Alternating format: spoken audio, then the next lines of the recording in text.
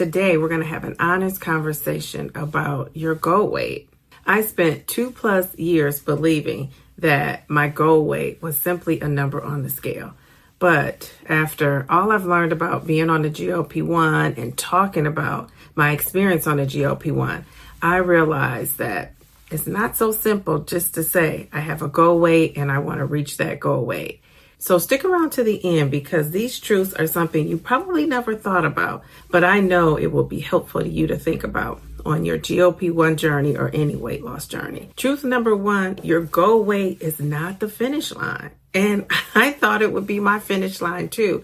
But I've talked to so many people that are in maintenance. And now I know once you reach that number on the scale that you've been aiming for, you are not done. This is a lifestyle change. And a lifestyle change means how you will live your life. A lot of times we treat that goal weight like a magic number. I know I did. I had a number in mind.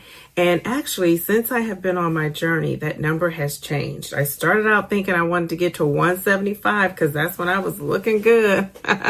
Once I realized that 175 was possible, I thought, why stop at 175? I want to get out of the overweight category. That's where my mind is. I actually had a number somewhere in the 140s in my mind. I'm even easing away from that, and I'm starting to think about a size and some other metabolic health numbers that I want to reach instead of that magic number on the scale. But we shall see. I always say a girl has a right to change her mind. So that led me to think about something else. Who decided on the number? Who is choosing your goal weight? Are you choosing your goal weight? Is your doctor choosing your goal weight? The best thing I can share with you is what I'm actually doing. I plan to work with my doctor to come up with a number that works for me and my body and my lifestyle. So reach out to your healthcare provider if you have not already. Think about where you want to be on your health journey. What number do you want to land on? Are you thinking about fitting into an old wedding dress? Are you thinking about how you looked in high school? Are you thinking about that size you thought you looked the best in? All those things will be a great conversation to have with your doctor or your healthcare provider. Don't wait until you're within 5 pounds of your goal. I think that's something you can start thinking about early on. As you learn, grow, and have experiences on this journey, you will probably change that, but I think it's great to have something to start with. That brings us to truth number 2. Your body has changed.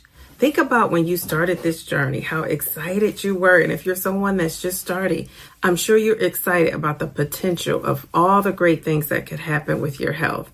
And I am telling you, as you lose weight, your body will change. Think about this. I'm a woman in my 50s. And there are so many changes that are happening in my body. But I will also tell you, even if you're not in your 50s and older, your body changes as you age.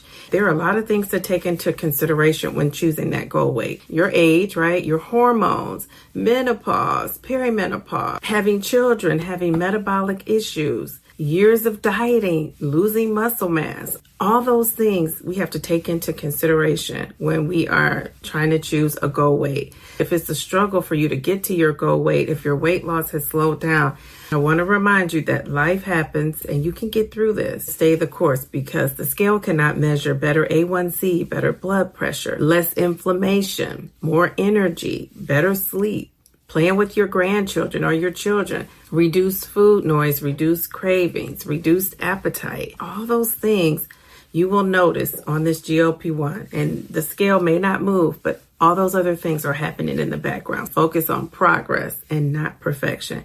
And those things that I just mentioned are definitely progress towards better health. Now, all that is great, but you may be saying, well, what if I never reach my weight goal? Was this all a failure? And I will say to you, no, it is not. I receive a lot of comments from people telling me that they are not losing weight, that they're stuck at a certain number. They're ready to give up. They just don't think the GLP-1 is working. I'm going to tell you to hang in there. It is working in the background. Even if you're on this medication just to simply lose weight, all those other metabolic indicators are going to benefit you long term. I can really relate to this because I am down 88 pounds and my goal is to lose 100 pounds. And then my goal is to get down into the 140s. I'm not going to even give myself a number. I've learned not to do that. I could be discouraged right now because I've just been kind of recycling the same pounds and not really losing. I'm not going to be discouraged because every time I go to the doctor and have lab work done, that lets me know that this GLP-1 is working. Maybe I'm not seeing it on the scale, but I'm seeing it with my A1C, my blood pressure, my cholesterol, all my metabolic numbers. So hang in there. Just don't quit. That brings us to truth number 3. Your goal weight keeps moving. Now, I talked a little bit about this earlier, and that has been true for me. When I first started, my goal was to lose 50 pounds, and I chose 50 pounds because that's the most weight I had lost all at one time on a health journey, on a weight loss journey. And I thought, okay, I can do that. I have to at least top what I've done before.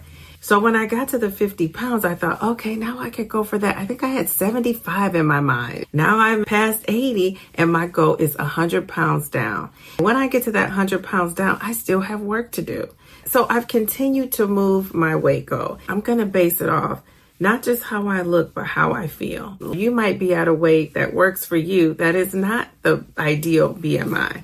You're going to have to find out what that is and work with your doctor to get there. Because maybe you're thinking, I got to lose this last 10 pounds. And maybe you really only need to lose 5. Maybe you don't need to lose any at all. Have you checked with the doctor to determine what your weight should be based on everything your doctor knows about you? That is what you should use to determine your goal weight. And that just brings me to truth number 4. This is so true. Your health is more than a goal weight. I know a lot of us started on a weight loss journey, but hopefully your mindset is changing and you're moving from a weight loss journey to a health journey. What does that look like? A weight loss journey is just lose as much weight as you can and get to the goal weight and you're done. A health journey is more about your lifestyle, something you're going to do today that's going to carry you into the rest of your life. I always like to think about the metabolic health indicators, things beyond the scale. Those are the things that will help determine if you are healthy and not just thin, because you can be thin and not healthy. Now, you might be saying, okay, I'm at my goal, Townsend Diva. Now what do I do? Well, truth number 5 is maintenance starts before you even really set a goal and work towards the goal. What does that mean? Most people think maintenance starts when they get to the goal, but the truth is maintenance begins with the habits you're building today, whatever those habits are. Protein, movement, sleep, strength training, drinking your water, mindset, and consistency. Those habits, not that number on the scale, are what create long-term success. And how do I know? I've talked to so many people in maintenance, and I'm going to tell you, they are still figuring it out. They are still incorporating those lifestyle changes. They are still practicing healthy habits and building new healthy habits. You continue to refine things and tweak things until you get the body and the health that you are looking for. I have been taking Mounjaro for 2+ years now, and I just believed once I get that 100 pounds down, that's going to be a great number for me. Once I get to my goal weight, that's going to be a great number for me. What I'm realizing is instead of focusing so much on these numbers, I need to focus on the habits that will get me to those numbers. I think that's where we could lose sight. So I want you to realize that your goal weight is not going to fix everything. There is no end when you get to that goal weight. Now, I know some people may say, oh, well, I don't have to pay for the medication anymore. I don't have to continue to use it. Some of you may be able to do that, not continue to use the medication, but some of us may have to continue to use the medication. And coming up with lifestyle changes and habits now is going to help us be successful in the long term.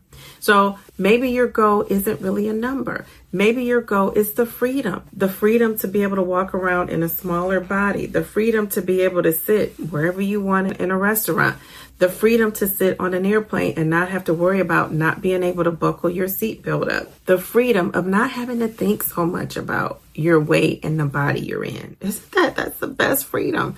I'm experiencing that now, and I'm not even at my goal. So let's learn to enjoy the journey. Let's learn to enjoy whatever we're doing now. Enjoy the process of it all, because there is really no end. There is just a continuation of what you're already doing, whether you're taking the medication or not. I want to know from you, has your goal weight changed since you started your journey? And if so, why? Or why not? Maybe your goal did not change. With that said, I want to thank you for watching. Share this video and hype the video. Hype the video so this video will reach other GLP-1 users. Subscribe to my channel if you're not subscribed. Hit that notification bell so you can be notified every time I go live or upload a video. I am live on Wednesdays at 8:30 p.m. Eastern, so come and hang out with me live. Check the description of this video. I have some links with tools, guides, and resources that can help you on your GLP-1 journey. Most importantly, I want you to take great care of yourself. And remember, slow and steady, normal and steady wins the race. Just don't quit.